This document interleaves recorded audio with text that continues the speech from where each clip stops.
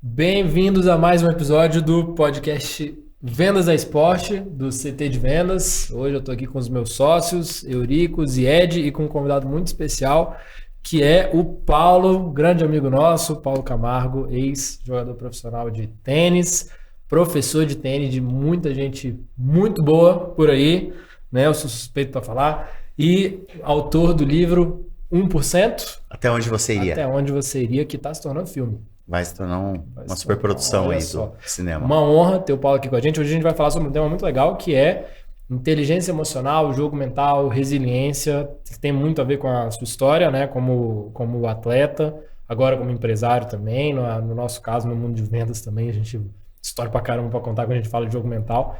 E a gente vai tratar muito aí esse tema hoje nesse bate-papo aqui. A primeira coisa que eu queria ver com vocês é o seguinte: quando a gente fala de inteligência emocional, né? O que vocês entendem por inteligência emocional? Quando a gente fala no tema, qual que é a primeira coisa que vem em termos de conceito, do que é? Olha, inteligência emocional é um conceito bem amplo, tem sido estudado já há bastante tempo, mas é um conceito super importante. Mas eu, pelo menos, entendo o primeiro passo na inteligência emocional é o autoconhecimento. Né? Então, tudo daí deriva. Né? Então, você primeiro conhecer como você é, que emoções te afetam e como elas te afetam, esse é o primeiro passo na questão da inteligência emocional. Né? E a partir daí, desse autoconhecimento, você começa a se autogerir. Né? Então, como é que você vai, a partir do momento em que você percebe uma determinada emoção, que ações ou que reações você vai ter a essa emoção. Estou só colocando o primeiro conceito aqui só para a gente puxar o tema, né? Quer dizer, assim, é mais ou menos como eu vejo inteligência emocional, e daí você vai começar como é que você interage com outras pessoas e tudo. Mas no tênis, como é que é isso? Como é que é a inteligência emocional no esporte, no tênis? Na minha visão, inteligência emocional, muito boa a explicação, e eu tenho uma ideia de que inteligência emocional é como a gente lida com as emoções, como a gente usa elas a nosso favor. Então, no esporte, você lida com emoções negativas uma boa parte do tempo, porque você faz algo positivo, mas você comete 2, 3 erros em seguida, você tem que lidar com isso para que você não cometa mais erros, porque o acerto não necessariamente te leva a mais acertos. Ele simplesmente às vezes, uma simples sensação de dever cumprir. Depende de como a gente coloca isso também em relação a como a gente lida com a emoção boa. Mas o negativo, geralmente, quando você vai mal, quando você não consegue um resultado que você quer, a tendência é você entrar numa queda. E essa queda que entra, eu acho que a inteligência emocional para você lidar com essa emoção de perda, de não estar dando certo e transformar isso em voltar para o jogo ali, se recuperar. É tipo o acerto positivo, ele não necessariamente te leva a um novo acerto, mas um erro, se você não tiver inteligência emocional, muito provavelmente vai te levar a um novo erro, com certeza. Um problema vai te levar a vários problemas se você não isolar ele e buscar a solução. Isso é uma coisa que no esporte é obrigatório. No tênis, que é um esporte ponto a ponto, né, que é um esporte que você vai construindo a vitória ou uma derrota, você entender em que momento está acontecendo, em que momento você está ali para identificar, as coisas estão dando errado, peraí, estão dando errado, que soluções que eu posso trazer? Estou, sei lá, errando meu saque porque eu estou lançando errado, eu tenho que perceber o erro, identificar e imediatamente buscar a solução, porque se eu começar a reclamar desse erro, a tendência é eu errar mais. Sim. Porque eu vou me envolver e não estou buscando em nenhum momento a solução. Você colocou um ponto muito legal, eu acho, Paulo, porque assim, existe a questão da emoção e como ela te afeta ou como ela te domina, né? E no caso dela é positiva, é bom, normalmente ela vai te impulsionar. Quando ela é negativa, você tem que saber lidar com ela, né? E você tem a questão da técnica. Né? A técnica normalmente é muito mais racional, né? Você aprende e você executa aquela técnica, né? Sim. Mas o grande ponto aí, e eu acho aí, Rodrigo, no que você comentou, quer dizer assim, o quanto a inteligência emocional é importante para que a emoção não afete a técnica de uma forma negativa. Sim. Né? Então, assim, é como você percebe um estado emocional, você cometeu um erro, que nem você comentou agora, né? Você errou um ponto e você fica frustrado, você pode ficar com raiva, são várias emoções que podem passar ali. e como essas emoções e como você gerencia isso para que não afete o ponto seguinte, né? Que não prejudique a sua técnica do ponto seguinte, né? Faz sentido, né? Faz. Eu tenho só um parênteses para não perder a linha de raciocínio que eu acho interessante. Quando você acerta, quando você tá conseguindo realizar as coisas, não necessariamente você vai continuar realizando, mas está dando certo de alguma forma. Aquilo tem um tempo. Quando dá errado, eu acho que você constrói um tempo maior. Porque quando você lida com um problema que você está cometendo erros, você está cometendo falhas, as coisas não estão fluindo, seja qualquer ramo, e você consegue identificar esse erro e você começa a buscar soluções, eu acho que esse resultado ele é mais duradouro. Legal. Porque a gente lida com pequenos erros, pequenos acertos, e isso vai meio que no automático. Mas quando você sente que precisa mudar alguma coisa, você precisa identificar o erro e buscar a solução. Quando você consegue chegar nesse ponto, as soluções, eu acho que elas têm mais tempo de ação. Você acaba aprendendo, né? Eu acho Exato. que esse é o grande ponto, né? O que você acaba evoluindo. O que você faz com o erro? Você acaba evoluindo com o erro. Aprendizado. Isso aí. Aí acho que a inteligência emocional é interessante para a gente conseguir evoluir, né? Porque ganhar ou perder faz parte de qualquer jogo, né? E em vendas é igual, Zi? O que você acha? Eu ia te puxar essa. Boa. Né? E quando a gente... Poxa, tem tudo a ver com isso aqui, né? Mas a gente já vai chegar lá. Complementando o que vocês falaram, uma coisa está totalmente ligada com a outra. Né? A inteligência emocional nos torna mais resilientes. Porque a gente pensa, quando a gente fala da pessoa ser resiliente, que é muitas vezes uma característica ali emotiva. Pô, o cara aguenta porrada, cara. Mas essa percepção de que o cara assimilou o erro, entendeu, e a partir dali ele sabe o que ele precisa fazer para melhorar, torna ele mais resiliente, porque ele tem um caminho a seguir. E ali, quando você tem um caminho a seguir, é muito mais fácil do que você só lamentar algo e aceitar o fracasso. Então, estão totalmente ligadas as duas coisas. Passa por muita coisa, né? Você vê, você está falando de resiliência, e você está falando de você ter um objetivo, de você ter um plano, de você executar a ação daquele plano, de você saber que podem ter falhas, ou falhas suas, ou falhas que vão vir de fora para dentro. Né? Por exemplo, no tênis, a gente fala muito que, quando eu comecei a jogar tênis, você vê que o tênis é um jogo mental, 200% mental. Que eu lembro e você me ensinou muito disso, às vezes a gente estava fazendo aula, você falou, primeiro você perde para você. Quando você tiver conseguindo ganhar de você, aí você tenta ganhar de outra pessoa. Porque até nos jogos profissionais, você vai analisar depois as estatísticas do jogo, aí você fala assim, deixa eu ver o cara que ganhou. Normalmente o cara que ganhou foi o cara que errou menos. Né? Não é o cara que mais regular, né? Nem sempre não é o cara que deu mais winner. Não é o cara que ganha mais ponto, não é o cara que bate com mais potência. É o cara que errou menos. Então, muitas vezes você vê que o outro cara ele perdeu pra ele mesmo. Você fala, pô, o cara errou sozinho lá. Ele foi a bola regular, na rede, né? Foi a bola pra fora. Né? E eu acho que na vida profissional, quando você traz isso, é a mesma coisa. Você entender o teu objetivo, qual é o seu plano, entender que as coisas erradas podem acontecer e já meio que se preparar para deu errado. E aí, o que eu faço? Né? Volto pro plano ou desisto, igual a gente vê um monte de gente desistindo, aí eu acho que a gente começa a falar de resiliência.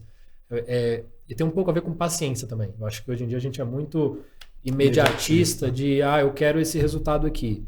Tá bom, eu quero em 1 ano. Aí no primeiro ano o cara não consegue, ele já desiste. Você fala, cara, você tem 20 anos de carreira pela frente ainda. Tinha que ser no primeiro, às vezes vai ser no 5º. Mas o cara desiste no 3º.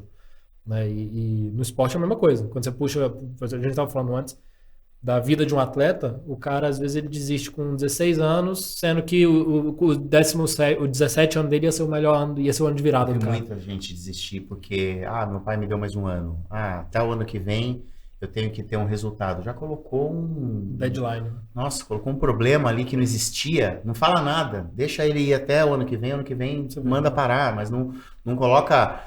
Se você não tiver 1 ano, em 1 ano você não alcançar, se não alcançar, acabou. Você tem que parar. Pô, às vezes você criou algo durante 1 ano para você usufruir daquilo após essa criação. Né? Após toda essa bagagem que se estruturou durante 1 ano, para só depois disso você estar em condições de realizar e você acaba parando antes de começar. Então, acho que essa é uma discussão muito, muito legal, Paulo, porque no fundo, e eu vou trazer um pouquinho para o mundo de vendas, né? O mundo de vendas, ele vive de metas. né? E metas no tempo, né? Então, você tem que fazer a tua meta no mês, no ano. E isso que você comentou é muito a vida do vendedor, né? Você tem um ano para fazer a meta. Ok. Eu acho que o grande ponto na linha do que você colocou agora, Paulo, é você poder traçar metas, não somente a de curto prazo, mas também você evoluir nisso no médio e no longo prazo. E uma coisa tem que falar com a outra, né?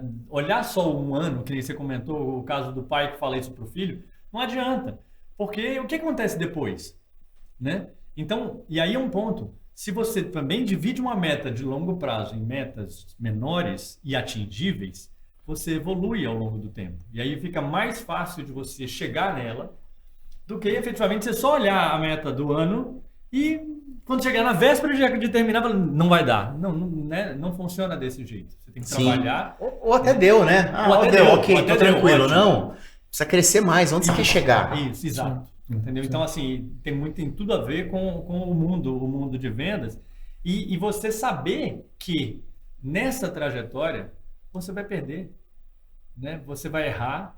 E como é que você vai lidar com esse erro, que nem você comentou, Zé, a partir do momento em que você erra e adquire essa resiliência para você voltar, exato, e aí você reconhece esse erro e você já está mais preparado para lidar com ele e você já reage de uma forma mais positiva, na verdade até menos resiliente, mais antifrágil, né, te impulsionando, né, jogando mais para frente.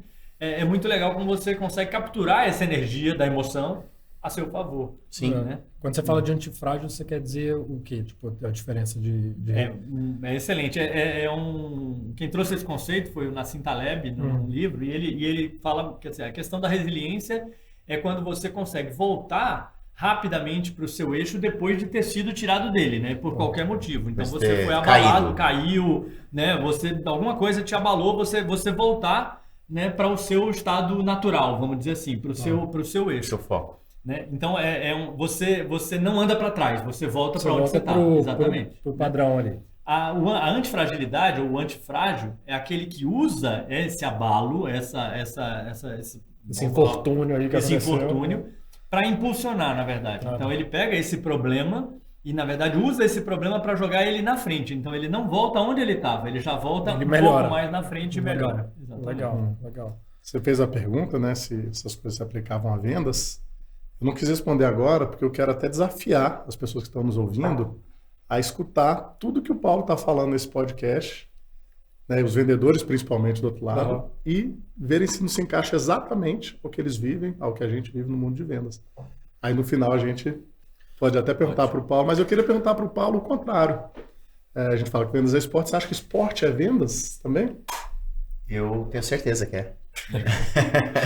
Eu tenho certeza, porque... Na minha trajetória, eu conquistei algo que muita gente falou que era impossível. Impossível, não tinha a mínima chance de acontecer. E eu conquistei me vendendo. Eu me vendi o tempo inteiro, eu criei estratégia, eu busquei me colocar. Então, eu me vendia, por exemplo, eu precisava de um patrocínio.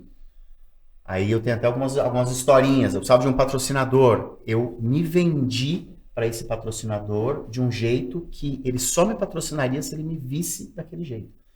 Se ele me visse como eu era no momento, eu não teria como conseguir. Então, eu me vendi como quem eu queria ser para que ele pudesse investir em mim, porque ele falou, se eu investir nele, ele vai ser esse cara que ele está falando que é incrível. Mas se eu me vender, na época, se eu me vendesse como eu era, eu estou começando, eu não teria como ter nenhum tipo de apoio. O Paulo do futuro, né? Então, no esporte, você precisa, o tempo inteiro você está trabalhando com vendas. É total. Eu tinha que conseguir convites, eu tinha que me vender para o dono, para o patrocinador, para o dono do torneio, para ele me dar um convite para jogar um torneio maior. Eu tinha que me vender para outros treinadores, para que eles me colocassem para treinar com os atletas deles. Tudo é uma grande venda. Não tem como. Tudo é uma grande venda. Tudo que você conquista está ligado a vendas. Não tem como você conquistar alguma coisa que não seja através de vender. A vida é uma grande venda, né? Sim. E o esporte, com certeza, é.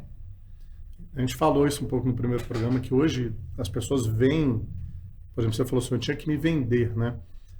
a gente que é do mundo de vendas vê isso como algo positivo, né? Agora, uma pessoa ouvindo assim só essa frase solta, pensa em se vender no sentido ruim, né? E aí, como é que você explica isso assim, dessa forma positiva?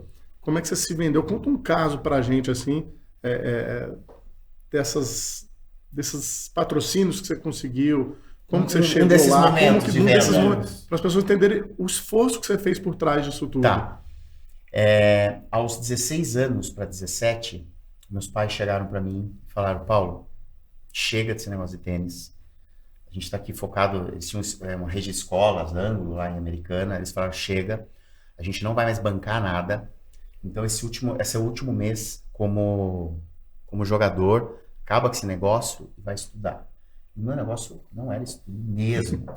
Meus pais tinham bons planos para mim, mas nos meus planos aquilo lá era péssimo, entendeu? Não queria de jeito nenhum ir para estudo. Por quê? Porque não era minha, eu não conseguia sentar e ficar parado ali, não me via daquele jeito. Então, eu tinha que criar uma maneira de continuar jogando. Então, se eles não vão mais pagar, eu tinha um mês para arrumar um patrocinador. Era um mês? Um mês. Nossa, doido. Você imagina assim, eu tenho um mês porque vence, apago esse mês. O mês que vem, vai chegar dia 10, eu tenho que pagar o treinador. Senão, acabou meu tênis. Acabou meu sonho, acabou tudo. E aí eu falei, eu preciso arrumar um patrocinador. E comecei de qualquer jeito, sair correndo e comecei a ir em lojas, falar com pessoas que eu conhecia e comecei a tentar vender. Não, que eu preciso de um patrocínio, porque é meu sonho, porque não sei o quê. E fui. Aí eu fui percebendo que não dava resultado. E eu falava, eu preciso fazer alguma coisa diferente, eu preciso fazer alguma coisa a mais. E comecei a pensar, o que eu posso fazer para conseguir um patrocinador? Eu precisava, vamos supor, hoje seria, eu preciso de 15 mil reais hoje para ter um patrocínio. Então, como que hoje um garoto de 16 anos, porque tem um sonho, consegue vender para empresários ou para empresas ou para alguém um patrocínio de 15 mil? É muito dinheiro. Na época era bastante o que eu consegui. E aí eu comecei a correr atrás. E aí eu falei assim, bom, eu preciso, não tá dando certo. Então, primeiro ponto, eu dei uma avaliada ali, falei, não tá dando, tomei muito não, mas muito. Tomei assim, 40, 50 nãos. Aí eu falei, não tá dando certo. O tempo passando e o final do mês chegando e eu falei, o problema crescendo. Falei, tá, então eu vou fazer o seguinte. Eu quero ser um profissional, meu sonho é esse, eu quero chegar aqui. Eu comecei a colocar tudo que eu queria. E comecei a passar para essas pessoas o que eu queria, não o que eu precisava. É diferente. Sim. Eu precisava de dinheiro, mas o que eu queria era realizar um sonho. Você eu comecei a vendia o vender seu o sonho. meu sonho para eles. Nessa hora que eu comecei a vender, e comecei aí a ser persistente. O primeiro que me ouviu, eu falei, opa, é esse cara aqui, ó, vou ficar nele. O primeiro que me ouviu, que me deu atenção, que era um cara de uma rede de postos de gasolina. Tinha amizade com meu pai, eu falei sempre com amigos, com pessoas do network, de relacionamento, sempre tive um bom relacionamento com todo mundo desde cedo. E aí eu fui nesse cara do posto e comecei a fazer visitas diárias, 2 vezes por dia, passava a tomar café, chamava Alcindo. Ô Alcindo, vim tomar um cafezinho e comecei. Aí chegou uma hora, depois de uma semana, ele falou, Paulo, vem aqui, senta aqui, vamos lá. O que tá acontecendo? Porque ele se ligou que eu tava indo muito lá, do nada eu comecei a ir muito e ele percebeu. Aí eu falei, Alcindo, eu tenho um sonho, contei meu sonho para ele, eu tenho um sonho, eu vou chegar aqui e eu preciso de um patrocínio, que meu pai não vai mais me bancar, e eu preciso de um patrocinador que me ajude a realizar esse sonho. E esse patrocinador, ele vai ser responsável pelo sonho que eu vou viver. Então lá na frente, esse sonho, você vai ser uma das pessoas que vai fazer o meu sonho acontecer. E eu mexi um pouquinho também na hora da venda, eu mexi um pouquinho na cabeça dele, coloquei uma sementinha de que ele ia ser o cara responsável por realizar o sonho de uma pessoa. Porque eu falei, eu vou ser. É 100% certo que eu vou chegar lá. Como? Não importa, mas eu vou chegar lá. Eu preciso da sua ajuda agora. Aí ele falou, você tem currículo? Ele ficou emocionado, ele falou, pô, você gosta mesmo disso, você quer mesmo isso? O primeiro que me deu a oportunidade, eu já joguei tudo na mão dele. E falei, ele falou, você tem currículo? Eu falei, não tenho. Ele falou, então faz um currículo, que eu vou tentar enviar para os postos de Ipiranga, e eu vou fazer minha parte, eu vou tentar ajudar você a realizar teu sonho. Ele ficou tão comovido com a ideia que eu passei para ele. Então, eu fui num caminho diferente e deu certo. E aí, eu fui lá, fiz um currículo e coloquei no currículo tudo o que eu seria. Eu não coloquei, como que fala? Eu coloquei, tipo, eu sou um cara que treina muito, que vai ser profissional. Eu coloquei de uma forma muito bem montada, onde eu explicava aonde eu estava, só que aonde eu estava caminhando. Eu não colocava que eu estava, ó, eu sou um amador. Não, eu colocava, eu sou um tenista que vai se tornar profissional, que treina tantas horas por dia. Eu coloquei todas as minhas melhores características, tudo que eu tinha, incluindo meus sonhos, incluindo tudo. Então o currículo ficou incrível. Aí o cara não sabia se patrocinava o Federer ou se patrocinava eu, entendeu?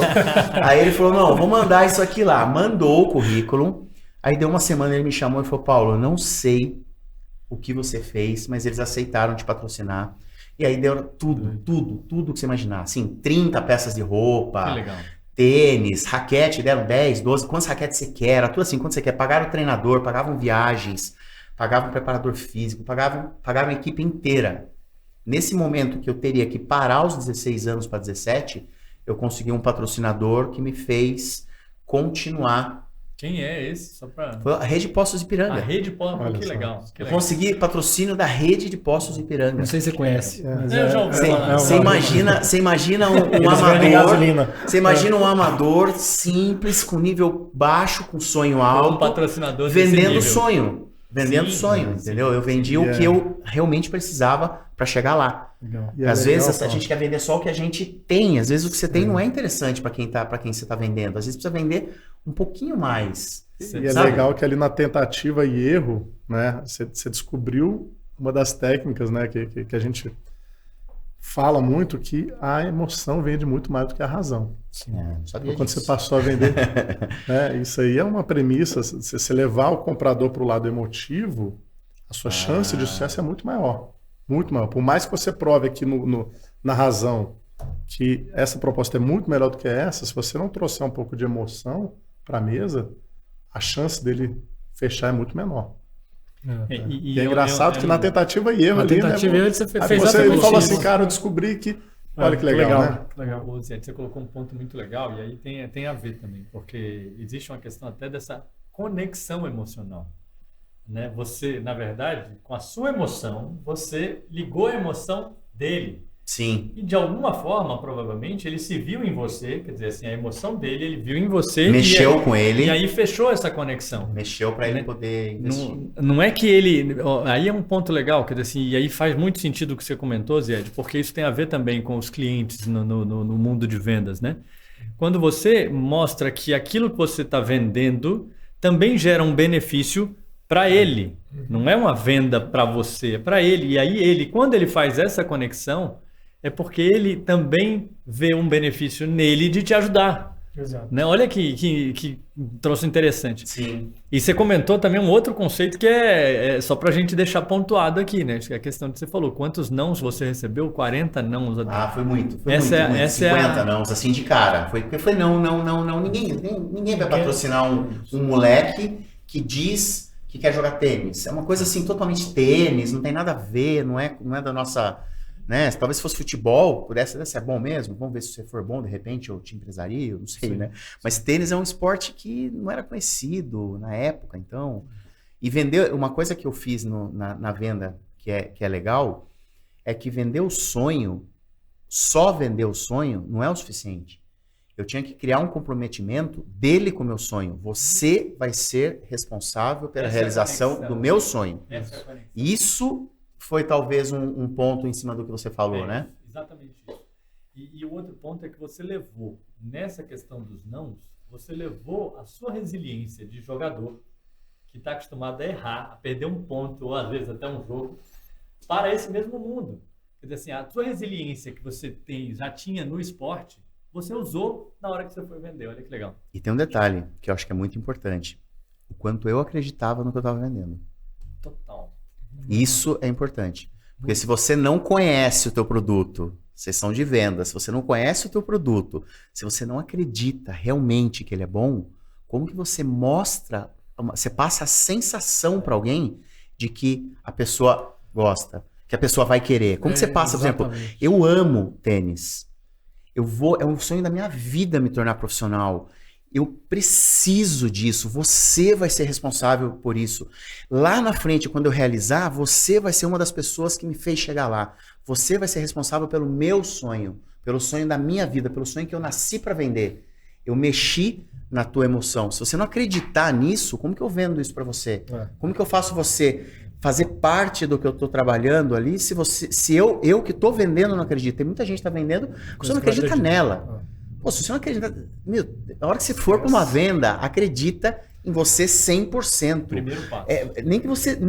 Eu acho difícil, mas nem que você seja um personagem ali. Você entra e fala, vista, respira e vai para essa venda. Porque você tem, mas o ideal é acreditar, né? Uma coisa que a gente fala muito é que, assim, venda no fundo, venda é você transferir confiança. Eu, como vendedor, estou transferindo confiança para o meu cliente, para ele entender que ele tem ali um bom produto, um bom serviço, uma boa empresa por trás e que eu sou um vendedor confiável. Então, o cliente ele precisa confiar nessas coisas. Eu, como vendedor, estou transferindo confiança para ele.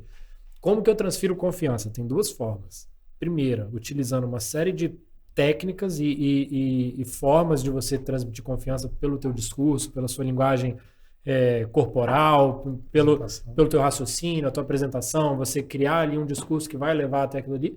Ou tem um outro caminho que é um atalho, né, e que muita gente não sabe, mas que você fez exatamente isso, que é o quê? Convicção.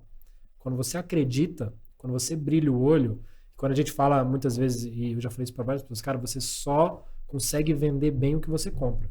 Por quê? Porque quando você compra, você tem convicção, você já comprou. E quando você está convicto, você fica empolgado. Você fica empolgado, você brilha o olho, o seu tom de voz se ajusta. Existem técnicas, e a gente treina a técnica de tom de voz, que quando você está convicto, já se ajusta. Você não precisa usar a técnica. Porque a técnica ela serve para simular quando você está convicto de alguma coisa. Quando você está acreditando, quando você brilha o olho, quando você fica, você está convicto. E geralmente você não vende um produto daí, né? Você está vendendo uma solução, você está vendendo, vendendo um sonho. Algo a mais. Eu estou vendendo um sonho, né? Ou é um sonho, ou é uma solução, ou é algo importante para você, porque parece que a pessoa está mais preocupada com você do que com a venda do produto. É aquilo, você não está vendendo uma BMW, você não está vendendo motor, você está vendendo status, você está vendendo performance, você está vendendo um monte de coisa. Conforto. A Apple não vende hardware. A Apple vende um monte de coisa aqui. Ela vende design, ela vende facilidade, ela vende status, né? Querendo ou não. Ela vende o brand, né? Tem um monte de coisa por trás. Então ela não é. Tanto que você vai ver as propagandas da Apple, nunca é o nosso chip é o melhor chip de todos, porque faz isso, faz aquilo. Não é. As imagens não transmitem isso. Transmitem alegria, transmitem um monte de coisa ali que você fala, pô, eu quero isso aí. E aí você tem um monte de gente que não entende nada de celular, e o cara quer Apple por quê? Porque ela não tá vendendo hardware, não tá vendendo software. Não é a melhor câmera, né? Não é a melhor pode câmera. Não ser melhor em um monte de coisa, mas não tá nem aí. todo mundo quer. Eu quero que essa empresa, cara, eu não sei, é um sabor que essa empresa tá passando aí que eu quero isso aí. Não sei o que é. Né? Ou seja, você tá vendendo um sonho. Ela tá vendendo a emoção de você ter aquilo que é diferente, que só uma venda feita no têm, emocional. ou, né? Porque é aquilo, pelo racional, talvez eu fosse pegar e botar, eu vendendo a Apple aqui, né? Eu fui botar a Apple perto de um outro celular e eu ia falar, a câmera desse outro aqui é melhor. Esse é o que o meu racional falaria. Mas o que o Zé falou, o emocional ele fala tão forte nessa equação, na hora de você tomar uma decisão, que o teu emocional às vezes ele descarta um monte de opção e ele fala, tá. E até opções sérias, assim. Tem opções sérias, são boas, mas você o teu cérebro fala, aquilo, mesmo não sendo melhor, eu quero do mesmo jeito, porque o que ele vai me trazer eu quero esse sensações, isso é legal. E isso vale para todos. A Apple é assim, mas a Samsung também é igual. Tem do lado dela a mesma coisa. Exato.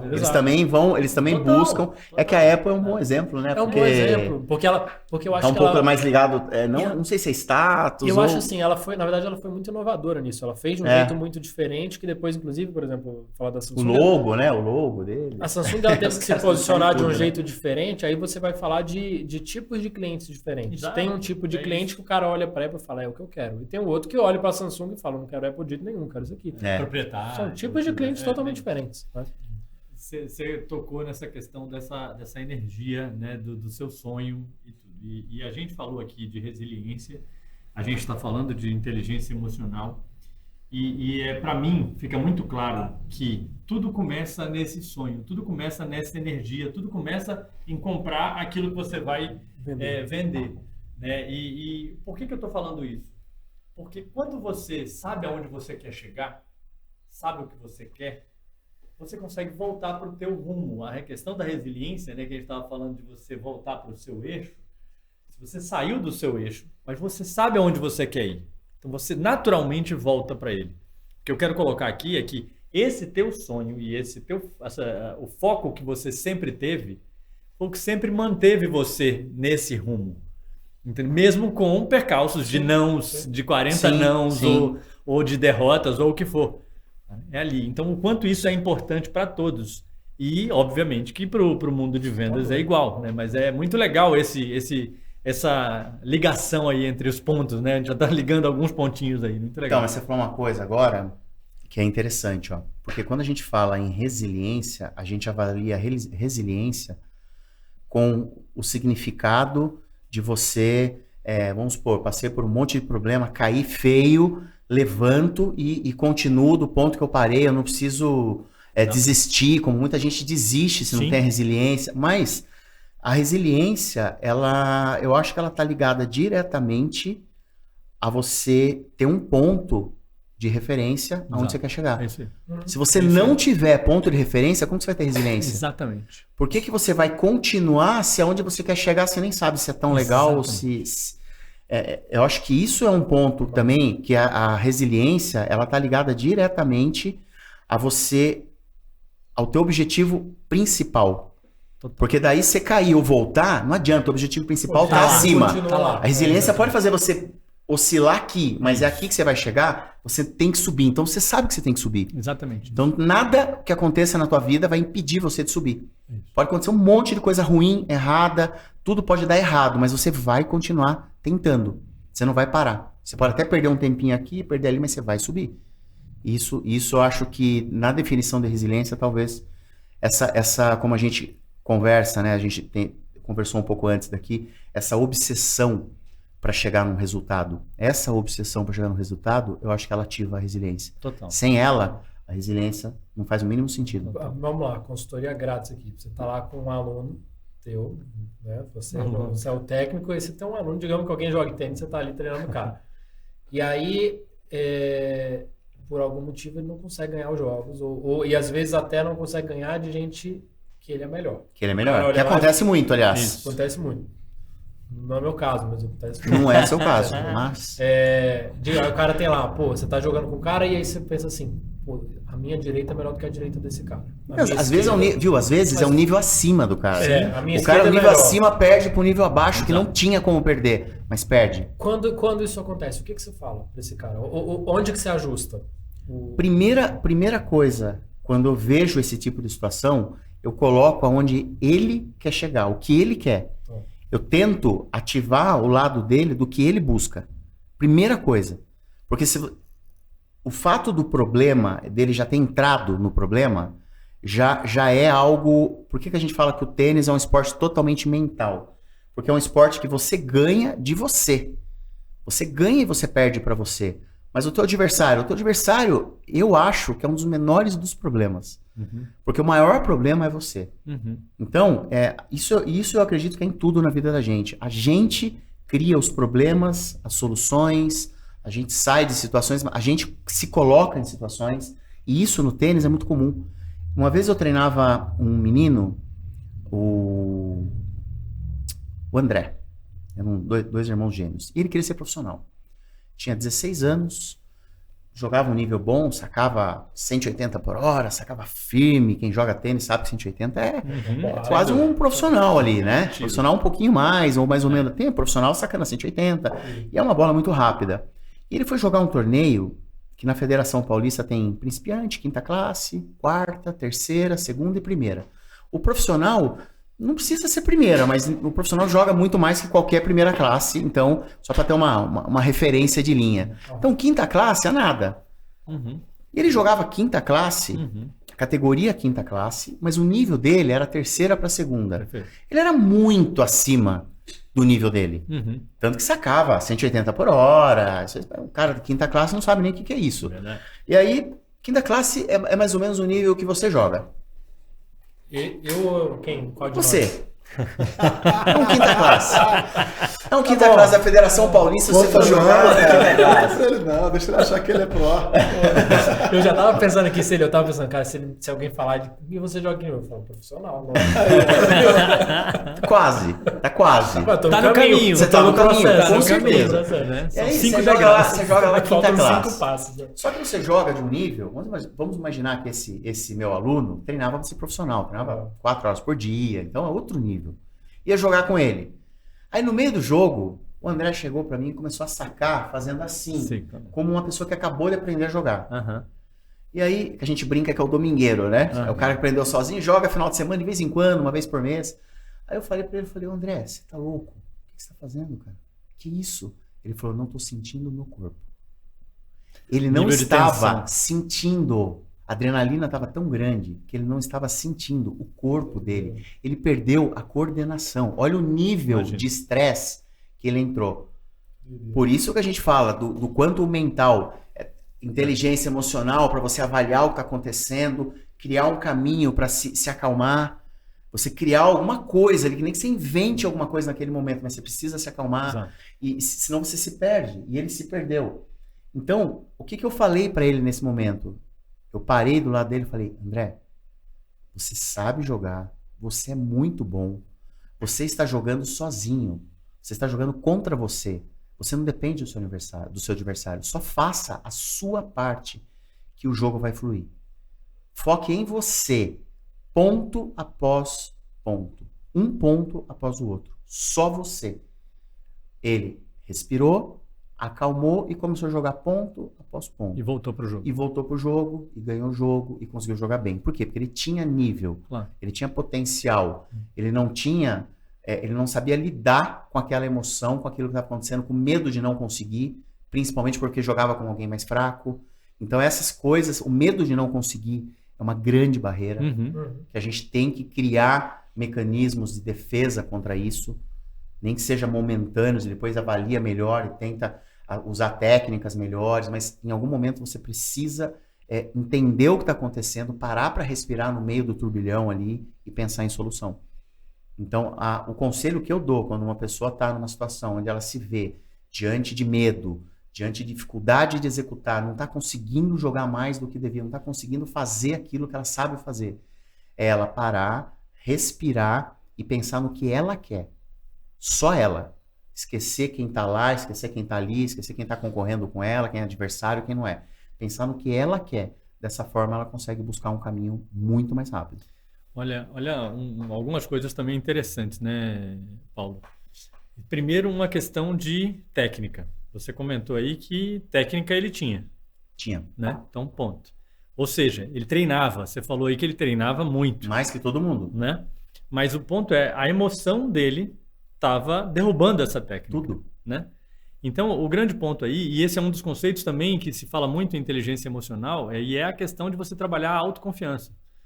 A autoconfiança, ela vem com o treino, a repetição da técnica. E a partir daí, obviamente, que ter um treinador, ter alguém do lado que incentive e mostre, você tem a técnica, você sabe fazer, vai lá e faça. Né? É fundamental. Mas talvez o ponto principal é o nível em que você mesmo consegue falar isso para você mesmo. Né? Em que você consegue perceber a emoção te dominando. Né? E a gente falou um pouco disso, da questão da percepção da emoção. Eu estou com raiva ou eu estou frustrado, mas eu tenho a técnica, eu vou largar essa emoção para o lado e vou voltar para o jogo.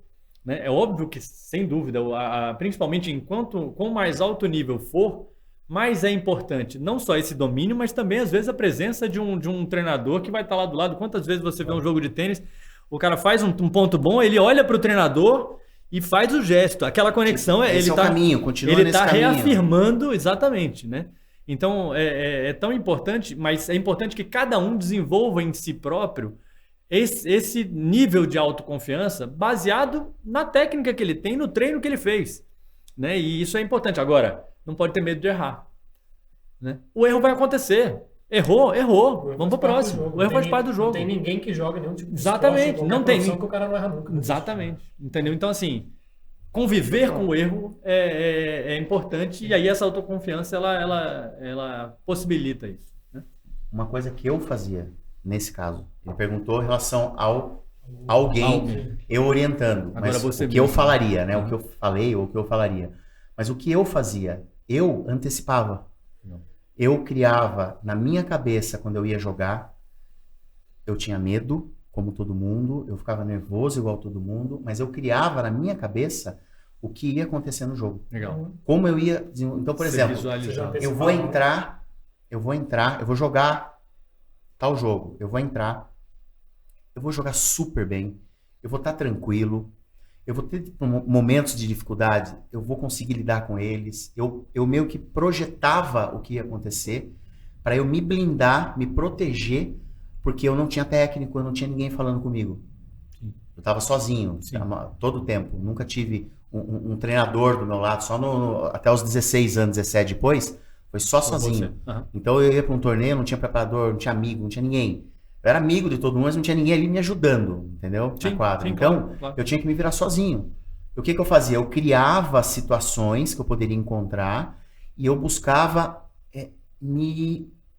como fala? Visualizar. Eu visualizava, eu imaginava eu ganhando, eu imaginava eu comemorando o ponto, eu imaginava eu vencendo a partida.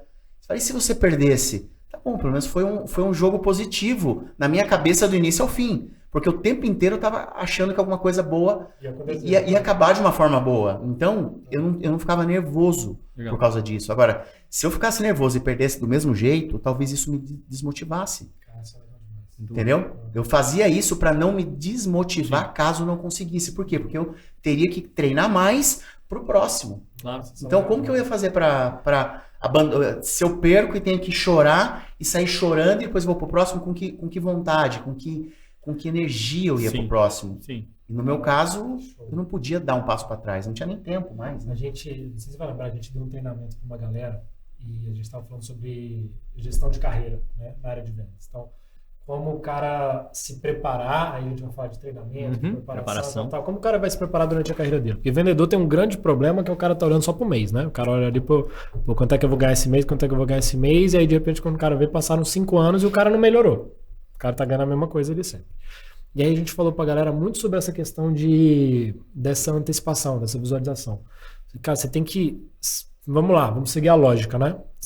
Digamos que eu comecei hoje. Tive meu primeiro mês, tive um resultado. No meu segundo mês, esse resultado tem que ser melhor ou pior? Melhor. Tem que ser melhor, porque eu já tenho um mês de aprendizado. Daqui a um ano, eu tenho que estar melhor ou pior? Melhor, porque agora eu tenho um ano de experiência. Então, na lógica, eu tenho que ir melhorando sempre. Ok. Olha 5 anos para frente. Como é que tá o Rodrigo daqui a 5 anos? Pô, o Rodrigo daqui a 5 anos, ele vai ser especialista nisso, vai saber muito disso, vai ser assim, vai ser assado, não sei o quê, beleza. Traz esse Rodrigo agora para hoje. Para eu chegar naquilo lá, o que eu tenho que aprender? Opa, tá muito diferente ainda, o Rodrigo lá da frente do de hoje. Então, eu tenho que aprender isso, aquilo. Beleza. Então, você já sabe o que você tem que estudar. Você já sabe o teu dever de casa, o que você tem que treinar. E aí, no jogo mental, ó que doido. Em cada situação que acontecer aqui hoje, pensa que você voltou no tempo. Né? Entrou numa máquina do tempo 5 anos e voltou para hoje. Você sabe que você vai adquirir as habilidades para chegar lá onde você chegou, porque você veio do futuro. Como que você reagiria sabendo que você vai chegar lá? Que é isso aí. Isso é totalmente diferente. Você performa de um jeito diferente porque você sabe assim, opa, chegou uma dificuldade na minha frente. Já sei que lá na frente eu vou conseguir tudo aquilo que eu sonhei. Diante disso, como que eu vou... Eu vou ficar triste, eu vou chorar, não sei o quê? Mais fácil. Ou eu vou passar por cima disso daqui e saber que isso é um caminho... Não, mas é mais racional, é muito mais fácil, inteligente, né? Você buscar uma solução quando aparecer o problema. Porque você já está treinado para lidar com aquilo. Você não é pego de surpresa. Você sabia que você ia passar por isso. Exato. Você sabia que você ia ficar nervoso na hora. E na hora que você está nervoso, o que você faz? Você calma. Por quê? Porque você já planejou que isso ia acontecer. Você pensou, você deu uma analisada antes. Vou fazer uma visita com o cliente. Se você entender que pode acontecer isso, e se você vai preparado para tudo, é muito mais fácil de você conseguir solucionar tudo. Se o seu plano tá bom, sua estratégia tá legal, e você tem também... não é que você previu, você antecipou um pouquinho. Você se preparou. Você se preparou. Porque é aquilo. Eu me comporto, digamos assim, eu preciso vender alguma coisa pro Paulo. Cheguei aqui para te vender qualquer coisa, meu produto, meu serviço. Primeira vez que a gente vai falar sobre isso. Então, tudo que você me falar, eu tenho que me movimentar de alguma forma. Você deu alguma objeção de uma forma, eu tenho que me movimentar de outra. Você deu, eu tenho que me movimentar de outra. Se eu já me preparei no carro antes de chegar aqui, eu já passei a reunião toda na minha cabeça, quando acontecer, é a segunda vez que eu tô vivendo aquilo. Então eu meio que, beleza, não é perfeito, mas o meu tempo de resposta é menor, porque eu meio que já, opa, se acontecer isso, eu vou por ali. Vou voltar para o mundo do tênis, né? É aquele cara que estuda um pouco o adversário, que ele já sabe que o ponto fraco dele é a esquerda, Sim. ou o ponto fraco dele é a curta, ou o que for. Então ele já está preparado para explorar, né, tanto a parte forte dele quanto os pontos fracos do outro. Né? Então é muito legal isso, porque essa preparação que existe no mundo do esporte, seja para você em relação ao treino, domínio da técnica e tudo, e a melhoria contínua, mas também em relação ao ambiente, porque você não joga sozinho também. Por mais que você jogue contra você colocou muito bem. Mas sabe uma coisa interessante do que você está falando? Quanto tempo que você acha que os atletas falam para os seus jogadores? Um treinador fala para o seu jogador quanto tempo antes você ganhar uma partida? Quantos dias antes você precisa para ganhar uma partida? Não sei. 3 dias antes. 3 dias. Começa na alimentação, na mentalização do jogo, na concentração, elevar o nível de concentração. Sim. Você não eleva o nível de concentração em 2 minutos e sai executando. Você passa se concentrando 3 dias. Quando você tem uma partida, 3 dias antes começa a sua vitória. Então, imagina você ter uma reunião importante que pode mudar o teu play ali e você se preparar em todos os aspectos. É isso aí. Não precisa ser como no esporte, que são 3 dias tal, mas que às vezes seja é mais. que seja um ou dois. Às vezes é mais, dependendo do tamanho do negócio, da complexidade do negócio. É verdade, estudar um às vezes você perfil do leva cliente, meses, né? Eu já participei de negociações que demoraram 9 meses, 1 ano. E você fala, e se não der certo? Mas é a coisa mais comum não dar certo. Você precisa... O normal é não dar certo. O normal é não dar certo, mas os que forem dar certo, jogos que eu venci... Pode empapurar eu não venci muitos jogos no tênis, porque a minha história ela não é uma história sobre o tênis, né? É uma história sobre outros fatores. Eu joguei, eu participei de algo que eu não podia ter participado, eu não tinha nenhuma condição Você financeira. Foi muito além, Eu acabei conquistando algo que não pertencia, não existia a possibilidade de eu conseguir. Então eu fico pensando, eu perdi muito e eu não desisti. E eu entendi que se eu perdi 10 partidas seguidas, se eu ganhar uma, valeu. E eu estava me preparando por 10 derrotas para vencer uma. Então não foram 10 tentativas frustradas. Foram 10 construções que fizeram na 11ª eu ganhar. Entendeu? A gente começou o assunto, o Rodrigo perguntando de uma situação onde o cara que era melhor do que o outro perde, né? E o nervosismo pré-jogo, pré-apresentação, pré-venda, ele é normal. Né? A gente pega entrevistas de atletas famosos, já vi o Michael Jordan falando isso, vários outros falando que sente o nervoso gelo na barriga, o resto da vida. Se não estiver sentindo nervoso antes do jogo, tem alguma coisa errada, porque não dá mais prazer para ele. Não está nem aí, exatamente. Né? Mas o que a gente está falando aqui, o que você está confirmando para a gente, é que diante de uma situação dessa, a gente precisa se preparar. Né? Precisa pensar naquilo que a gente vai falar, precisa entender o adversário, precisa se conhecer. Né? Quem não sabe onde quer chegar, não chega a lugar nenhum. Então, quando a gente tem ali, e aí voltando para o que o Rodrigo falou também, do planejamento a médio, curto, longo prazo, o cara está sabendo todos os próximos passos dele. Seja se tornar um gestor lá na frente, seja bater um recorde de venda, seja ganhar mais daqui a pouco, mas o cara tem que saber o que ele quer. E muita gente está à deriva e indo, né? Você comentou agora, né? Você perdia para ganhar. O que é muito legal, porque a derrota ela fez parte da vitória. Ela foi uma parte do caminho para você chegar na vitória. Quando se fala nesse modelo do antifrágil, tem uma questão muito legal que assim, existe um modelo que você pode chamar de um modelo reativo, que é o normal, vamos dizer assim, em que você, uma vez que você atinge um nível, você entra numa zona de conforto, então você sabe fazer aquilo e você faz e tudo bem. Na hora em que alguma coisa muda e te gera um estresse, você reage puramente emocionalmente e normalmente a reação é ruim. Tá? No modelo antifrágil, olha que legal. Você encara as derrotas como parte da vitória que vai vir na frente.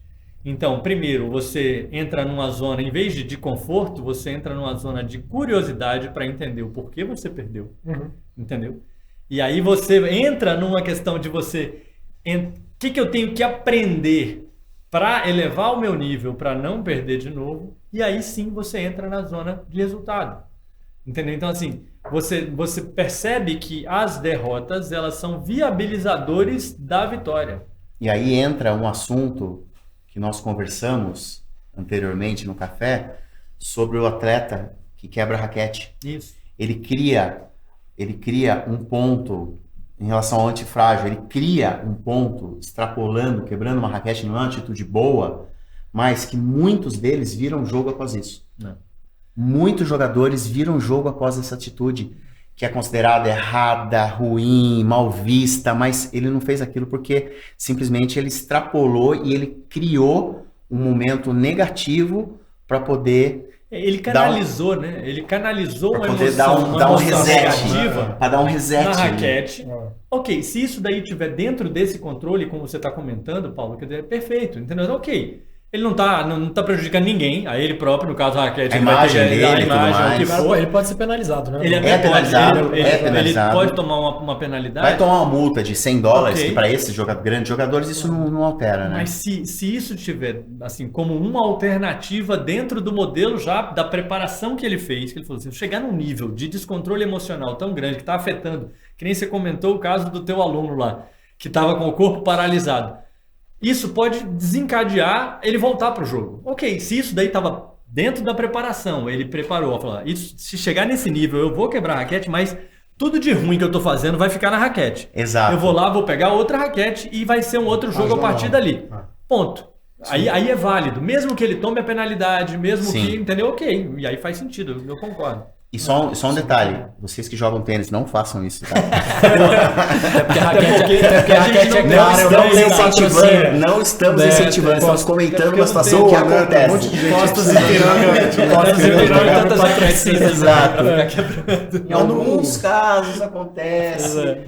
Djokovic às vezes faz isso, vira jogo. Raquete é cara, tá doido.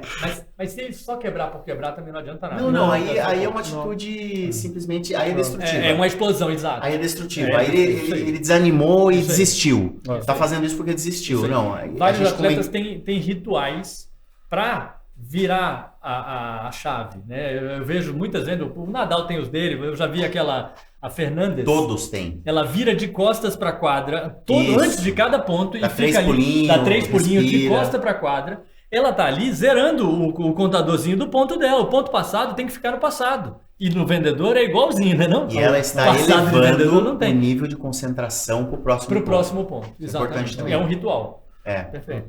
No nosso mundo de vendas, como é que vocês conseguem ver o que seria essa quebrada de raquete para um vendedor? Boa. Mas eu acho que primeiro é individual isso, né? Eu acho que cada um tem a sua forma de lidar com um descontrole ou com um erro ou com uma perda de contrato. Eu acho que cada pessoa, nesse autoconhecimento que a gente está falando, ela vai enxergar o melhor caminho, né?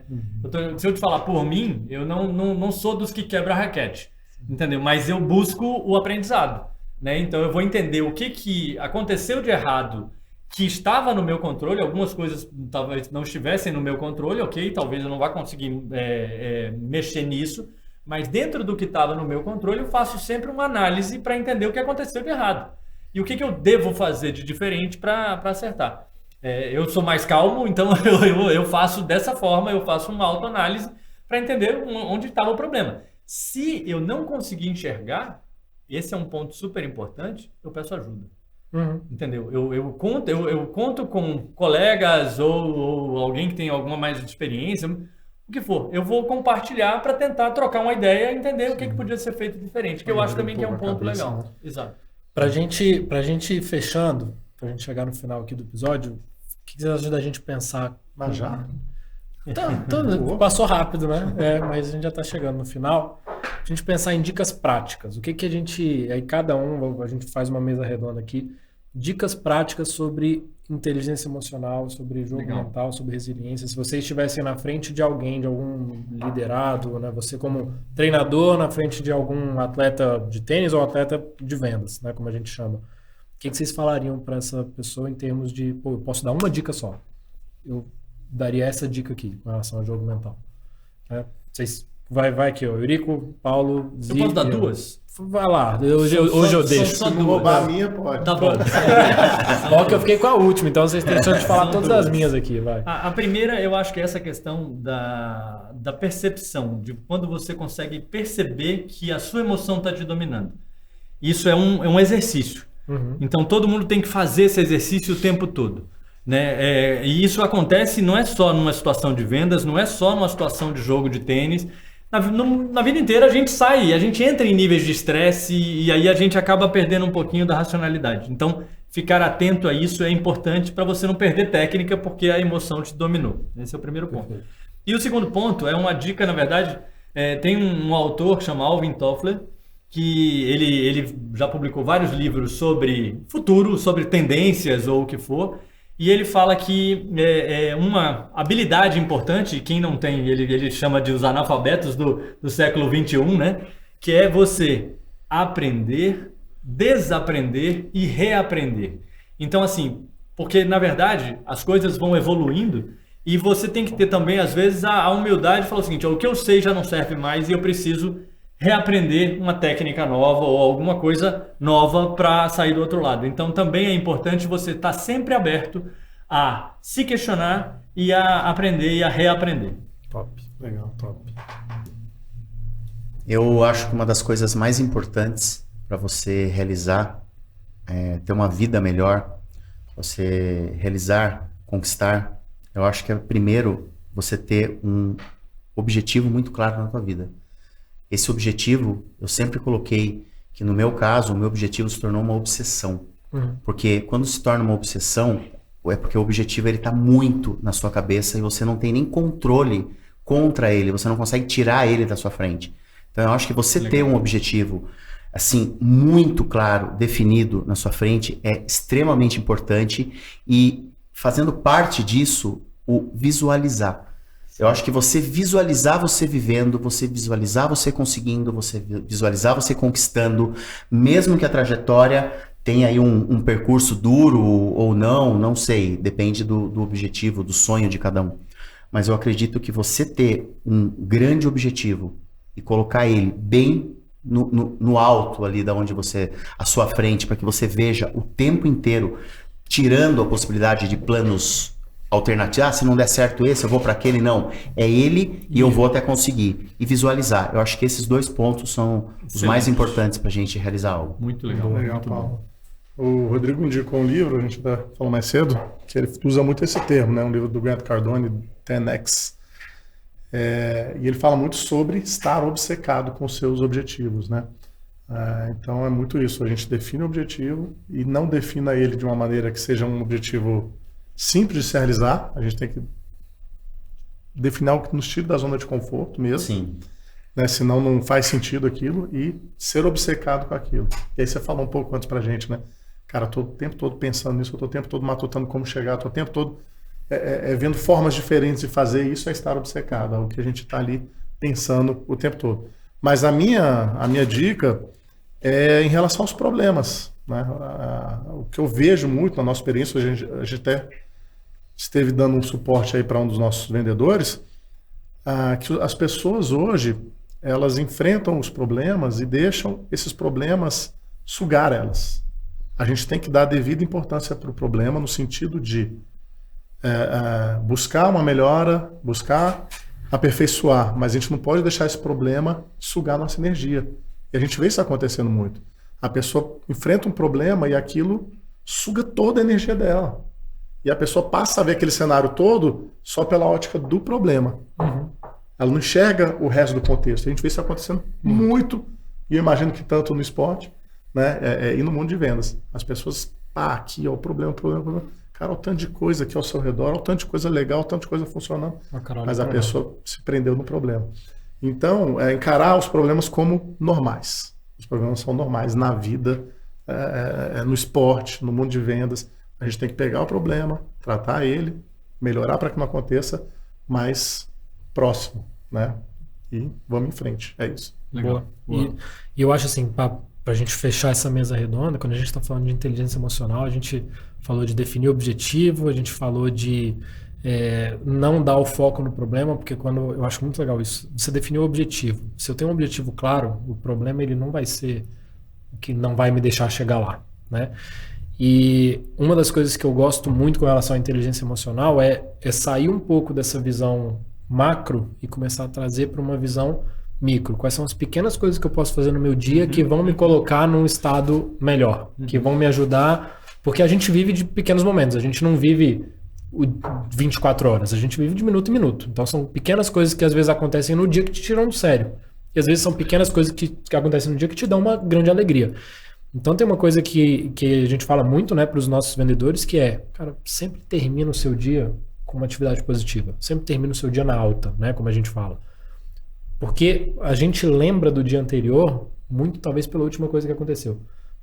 Eu faço muito a reflexão. Dorme com aquela, a gente dorme com aquele nível de energia do último acontecimento. Do último acontecimento. Então, por exemplo, eu falo muito da música. Na música, normalmente a gente reconhece a introdução da música. Começa uma música, você, já sei que música é essa. O meio é uma bagunça na nossa cabeça e às vezes a parte final, que normalmente termina às vezes com um refrão, alguma coisa. Então a gente lembra muito de começo e final. Nosso dia é a mesma coisa. Por que hoje se fala muito de rotina matinal, né? Por quê? Porque é como você vai começar teu dia. Você já vai dar o tom do teu dia. Agora, uma coisa que é muito importante, principalmente na vida dos negócios, no mundo de vendas, é como que você termina. E eu acho que, por exemplo, você foi num cliente, você tomou um não na tua última reunião do dia, não volta para casa. Faz alguma coisa que vai te dar alguma coisinha assim. Tá, terminei positivo. Seja pequena vitória que seja. Vou comemorar meu dia de trabalho. Que seja uma por exemplo, marcar um cliente, um próximo cliente. Uma nova reunião, marcar uma nova reunião. Recomendação. Deixa eu já ligar então pro Paulo, que já é meu cliente. Paulo, tá tudo bem aí? Pô, Rodrigo, tá tudo ótimo. Pô, legal. Um cliente meu que tá satisfeito. Ok, terminei positivo. Minha última memória do dia foi uma conversa positiva que eu tive, não foi um não que eu tomei ali, que eu saí tipo, putz. Né? Então são pequenas coisinhas que você pode fazer e a gente vê isso em todos os caras de alta performance. O cara, ele pensa em pequenas coisas, ele não pensa em grandes movimentos. São vários pequenos movimentos bem pensados. Eu já imaginei aqui uma situação de um jogo de tênis em que o cara até perde o jogo, mas ele chega em casa e lembra do winner que ele deu. Entendeu? De uma jogada sensacional que dentro do jogo ele fez. E aquela jogada ali foi fantástica. Mandei bem foi ali. Ótima. Mesmo ele tendo perdido o jogo. Ok, perdeu o jogo, Isso. mas, cara... Vou tentar fazer mais vezes aquela, por exemplo. Talvez ele pensar dessa forma vai colocar ele num estado melhor pro próximo jogo. Isso aí, exato. Ele não vai como um derrotado, ele vai como, caramba, finalmente eu consegui acertar aquela jogada. Legal, é uma vitória para mim. Vou fazer ele conseguir se levantar para ir pro treinamento no próximo dia. Também. No próximo dia. Porque aí volta no que a gente falou do objetivo. Se eu tenho um objetivo, que é um campeonato, não vai ser uma partida que vai acabar com o meu plano. Eu tenho que entender que isso daqui demora um tempo, né? Só fazer falar uma coisa que eu acho que é muito legal dentro disso aí, para fechar também, que no profissional, quando um tenista perde um jogo, vamos supor, ele perdeu e eu já vi vários casos, o cara perdeu porque deu uma dupla falta, errou um saque no tie-break lá e perdeu o jogo, acabou a partida, esse cara vai pra quadra e fica 1 hora sacando. Pois é. Que ele não quer cometer esse erro novamente. E isso eu lembro, no esporte é muito comum. O cara errou uma falta, errou um pênalti. O cara do Corinthians aí que errou pênalti e estragou o campeonato do Corinthians. Esse cara vai... é perigoso ele sair direto pro campo e bater mil pênaltis pra nunca mais passar por isso. Nas nossas aulas, quando a gente termina a aula sacando, e eu levo, você vai saber. Termina a aula sacando, ele me dá as últimas 3 bolinhas e fala, as últimas aí pra fechar. Eu saco uma, acertei. Eu saco a segunda, acertei. Eu saco a terceira, errei. O que você faz?